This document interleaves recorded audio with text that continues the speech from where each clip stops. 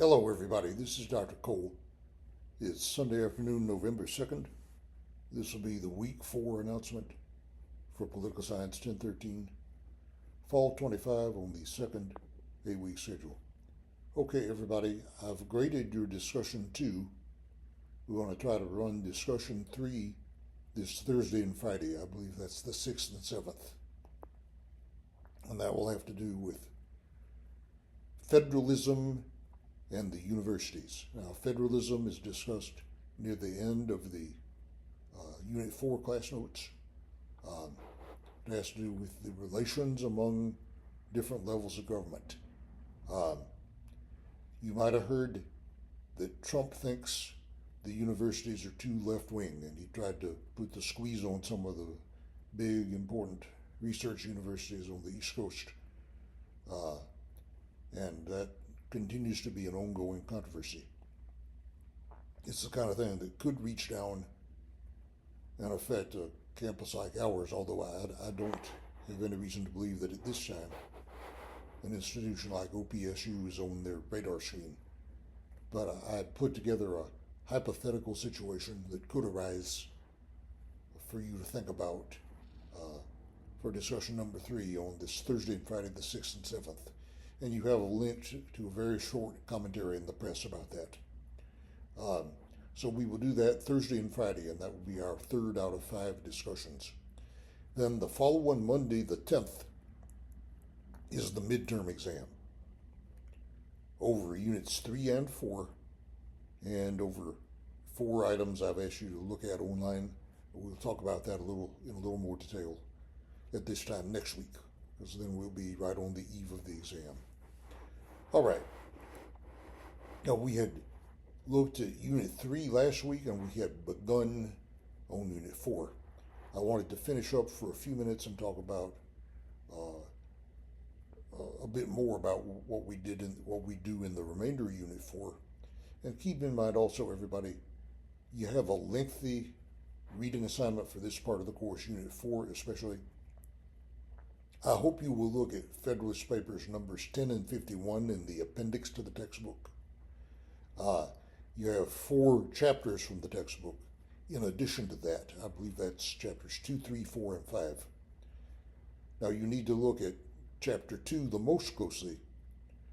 Chapters 3, 4, and 5 have to do with civil rights, civil liberties, and federalism, which we touch on briefly in the class notes, and we're also going to work on federalism in our discussion. But if you were pressed for time, I would look at chapter 2 the most closely, and chapters 3, 4, and 5 as time permits, maybe spending a little less time and reading those through a little more quickly, because it's chapter 2 that has the most to do with the Constitution itself. Now, we had gotten up to the Constitutional Convention last time. It's there that the Federalist Papers come in. Now, you'll notice we discuss parallels among Greek, English, and American constitutionalism. People like James Madison knew a tremendous amount about all this. James Madison was a great student of constitutions going back into ancient times, and he tried to bring that knowledge to bear in thinking about what features need to go in the United States Constitution. As you read Federalist Papers numbers 10 and 51,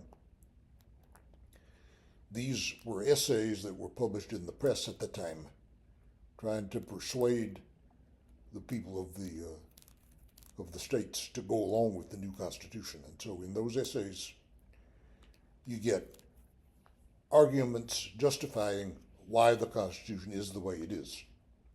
Now, we summarize Federalist Papers number 10 and 51 in the class notes. So you want to look at my discussion in the class notes there. I also hope you will try to read those through on your own. And if you're having trouble, I hope the class notes will be helpful to you. Now, we go on to discuss the Constitution in some detail. Not every detail, but we try to hit the highlights and discuss the more important features of the Constitution and the Bill of Rights and other constitutional amendments as we go along. you'll notice we spend a good bit of time on Article 1. Okay? Article 1 establishes Congress, and it lays out the powers and limitations on those powers of the United States government as a whole, which the framers of the Constitution understood to be largely powers of Congress. All right? Then we look at the remaining articles of the original 7 relatively briefly. So you want to take a look at that, but look at what I have to say about Article 1 especially closely.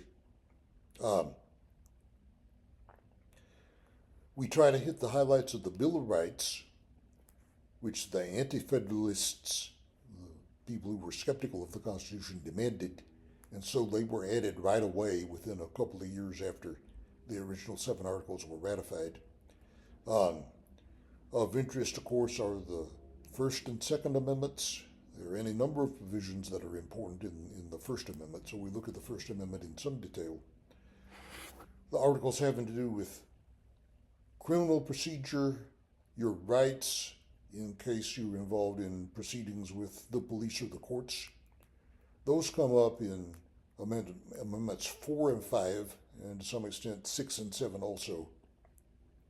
Amendment 8 mentions a prohibition on cruel and unusual punishments, and that becomes an issue as capital punishment becomes controversial in the 20th and on into the 21st century. All right, after that come the Civil War amendments. Amendments 11 and 12 we have relatively little to say about, but the Civil War amendments, so-called, are amendments 13, 14, and 15. Those are the ones that were added after the Civil War. And the 14th Amendment, of course, is especially important. You might say that the 14th Amendment, some people say we really have in many respects an entirely new Constitution with the addition of the 14th Amendment. The 14th Amendment puts the federal government in a somewhat stronger position vis-a-vis the states. Okay? It says that if your due process or equal protection rights are violated, you may have a cause of action in court against your state governments. Okay? And that's what made it possible for such legislation as the Civil Rights and Voting Rights legislation to be passed in the 1960s. Because of the addition of the 14th Amendment, we have the doctrine of incorporation, which you notice is discussed in the class notes, which is taken to mean the mention of liberty and due process in Article 1 of the 14th Amendment, to taken to mean that provisions of the Bill of Rights apply not just to the federal government, but to the states as well, even though the First Amendment says at the very beginning, Congress shall make no law. But with the addition of the 14th Amendment, it is assumed that most all of the limitations on government in the Bill of Rights apply to the states as well as the feds. And the Supreme Court recognized that over the course of the 20th century especially. So the 14th Amendment is an especially important addition to the Constitution. The 13th Amendment abolishes slavery. The 15th Amendment stipulates that the right to vote will not be abridged because of race or previous condition of servitude, having been a slave. Now, we also discuss Section 3 of the 14th Amendment, which talks about disqualifying people from holding office who had engaged in rebellion against the United States. And at the time, that was taken to apply to officers of the Confederate Army and officials of the Confederate government.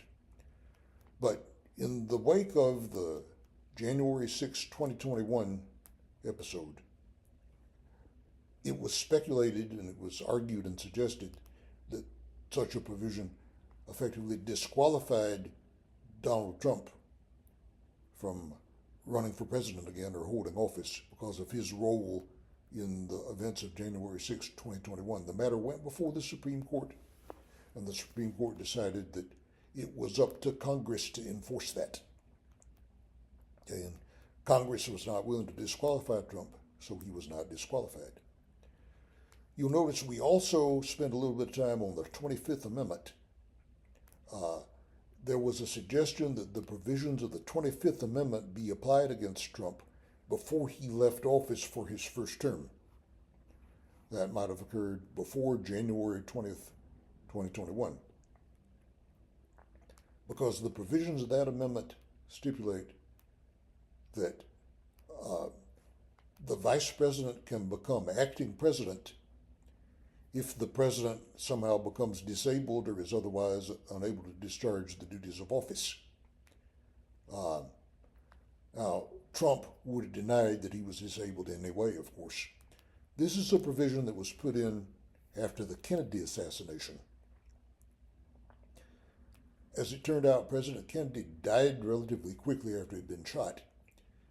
But there was some discussion of what might have happened had President Kennedy, say, remained in a coma or been disabled after having suffered those gunshot wounds. So this provision was put in place to have the vice president become acting president if the president should become disabled. Now, it's a provision that's been very much criticized because it leaves us open to potential for a long dispute between Congress and the president about whether the president is capable of continuing to discharge the office. Okay, so it's a much criticized constitutional provision. But there was some discussion about it possibly being put in effect at the end of President Trump's first term back in January 2021. All right then, everybody, after that we go on to discuss civil liberties, civil rights, and federalism. Pay careful attention to the distinction that is drawn between civil rights and civil liberties, okay, and be sure you understand the difference between the two. And in that section of the class notes, we try to look at contemporary issues surrounding civil rights and civil liberties. And there have been any number of recent controversies involving free speech, which would be considered a civil liberty, not a civil right. The way we use the term civil rights largely refers to race relations and protections against racial discrimination, although it can mean other things. So I hope you will take a look at those class notes. Federalism, as we said, refers to the relation among levels of government, especially in our system, between the states and the feds.